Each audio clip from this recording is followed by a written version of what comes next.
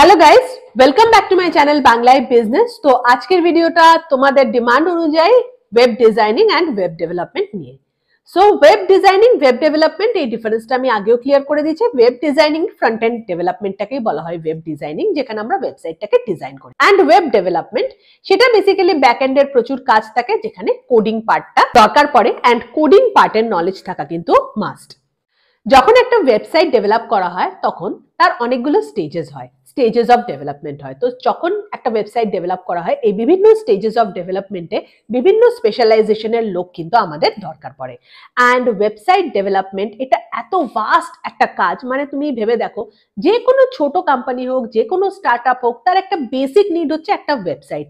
আজকালকার দিনে একটা ওয়েবসাইট ছাড়া কিন্তু কিচ্ছু হয় না। ইভেন আজকাল একটা small businesses they are making their own websites. Website তৈরি করতে এখন আর নট অনলি যে কাউকে দিতে হয় তাও না, ইনফ্যাক্ট নিজেরা একটু জানলে হোস্টিঙ্গার, ওয়ার্ডপ্রেস এগুলো ইউজ করেও কিন্তু করে নেওয়া যায়। সো যদি জব পার্সপেক্টিভ থেকে দেখো, it's a huge field. Kolkata কেন, ইন এনি সিটি তোমরা জব পেয়ে যাবে, আর এটা প্রচুর ডিমান্ড। এটা যে কোনো সেগমেন্টে, যেগুলো আমি তোমাদেরকে বলে দেবো, যে কোনো সেগমেন্টে স্পেশালাইজেশন হলেই কেন, যে কোনো জায়গাতে, নট অনলি যে কলকাতা হোক বা যেখানেই হোক, তুমি কিন্তু জব পেয়ে যাবে। হিউজ জব অপরচুনিটিস আছে, অ্যান্ড এটার ফিউচার আরো ব্রাইট। নতুন নতুন টেকনোলজি আসবে, কিভাবে ওয়েবসাইট গুলোকে আরো ইউজার ফ্রেন্ডলি করা যায়, কিভাবে এআই কে ওয়েবসাইটে ইন্টিগ্রেট করা যায়, সেই হিউজ এর মধ্যে কেরিয়ার অপরচুনিটিস ডেভেলপমেন্টের চান্সেস আছে। সো যদি মনে করছো যে টেকনিক্যাল ফিল্ডে কেরিয়ার তৈরি করবে, web development is first choice. তোমরা ওয়েব ডেভেলপমেন্ট রাখতে পারো। And yes, very important, web development করার জন্য নট নেসেসারিলি যে কোডিং ল্যাঙ্গুয়েজ থাকতে হবে, কি ম্যাথস জানতে হবে, কি সায়েন্স জানতে হবে।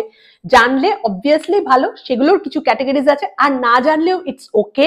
এরকম প্রচুর ক্যাটাগরিজ আছে যেখানে কিনা তোমরা ফিট ইন হয়ে যাবে।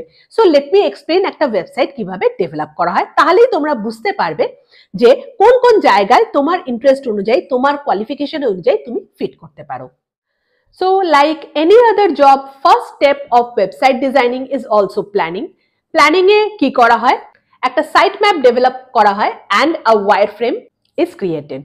সো এই site map development and wireframe ক্রিয়েশনের জন্য কিন্তু স্পেশালাইজড লোকজন দরকার হয়, যারা এই টেকনোলজি গুলো জানে তারাই করতে পারে, এটা সাধারণ কেউ করতে পারে না। তুমি যদি ওয়েব ডেভেলপমেন্ট শিখতে যাও, সেখানে তোমাকে এগুলো শিখিয়ে দেওয়া হবে, অ্যান্ড তুমি এই জায়গাটাতেও চাইলে কিন্তু স্পেশালাইজেশন করতে পারো। Second stage, design page layout.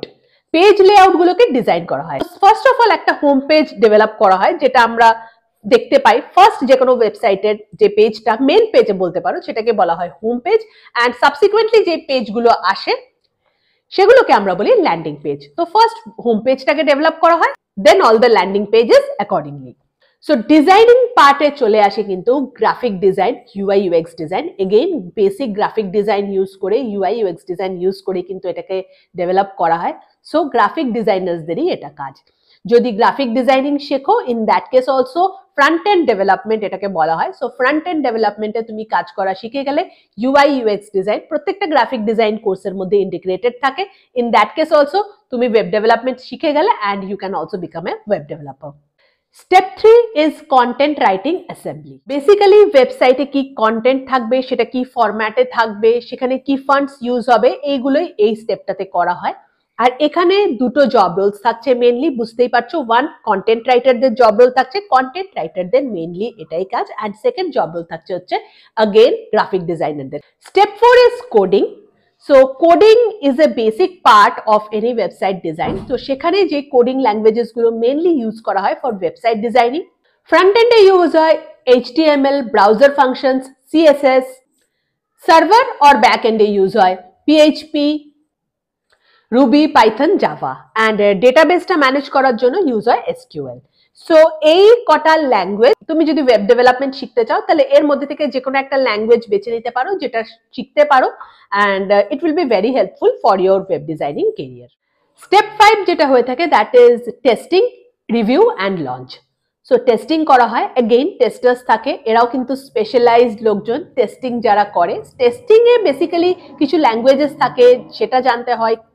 কিছু কিছু ক্ষেত্রে দরকার হয় ইঞ্জিনিয়ার্সদের দরকার পড়ে, কিছু কিছু ক্ষেত্রে যারা নর্মাল, ইনফ্যাক্ট অল্প যাদের টেকনোলজি নলেজ আছে, they can be also get trained as a testers, কোনো প্রবলেম হয় না। বড় বড় কোম্পানি লাইক হিউজ যেগুলো আইটি জায়ান্টস আছে লাইক টিসিএস, ইনফোসিস, আইবিএম, এরাও প্রচুর টেস্টার্স হায়ার করে এবং টেস্টার্সদের যে কোয়ালিফিকেশন তাদের ইঞ্জিনিয়ার্স হতে হবে, নট নেসেসারিলি। অনেক সময় BSc freshers, BSc computer, in fact BSc physics, mathematics, chemistry, এইসব কোয়ালিফিকেশন নিয়েও কিন্তু যাদেরকে হায়ার করা হয়, অ্যাকচুয়ালি যাদের প্রায়র কোনো কম্পিউটার ল্যাঙ্গুয়েজ বা টেকনিক্যাল নলেজ নেই, তাদেরকে মেইনলি কিন্তু ডিপ্লয় করা হয় এই টেস্টিং এরিয়াতে, বিকজ এই টেস্টিং এর জন্য অতটা ডেপথে কোনো ল্যাঙ্গুয়েজ দরকার পড়ে না। এটাও অনেক সময় হয়ে থাকে যে কোনো কোম্পানি তোমাকে হায়ার করে নিল অ্যান্ড দেন তারাই তোমাকে টেস্টিংটা শিখিয়ে দিল।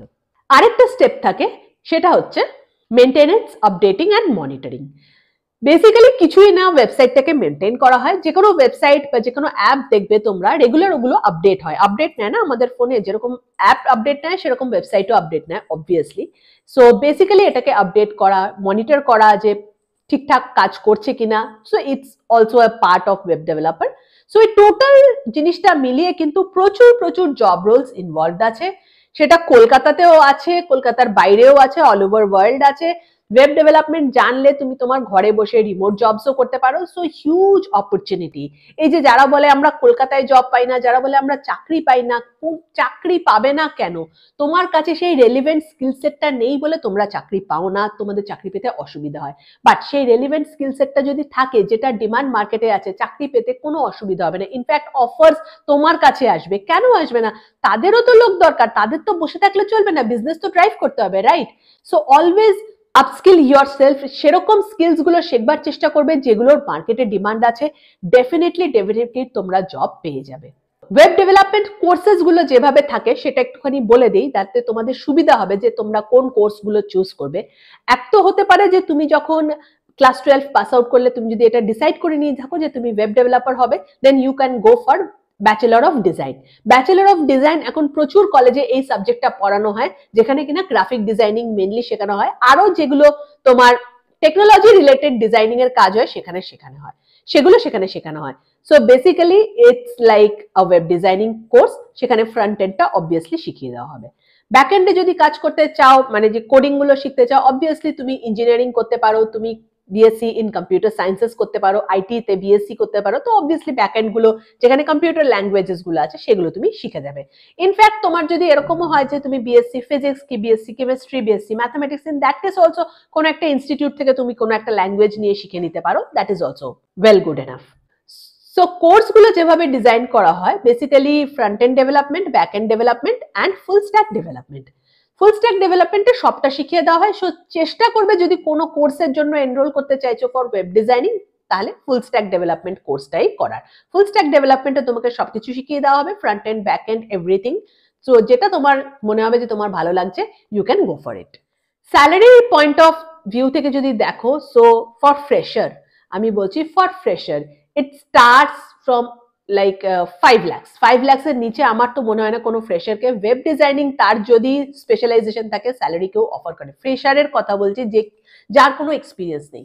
So and for experience it can go up two, কত আমি বলবো, কোনো এর কোনো মানে হিসাব নেই।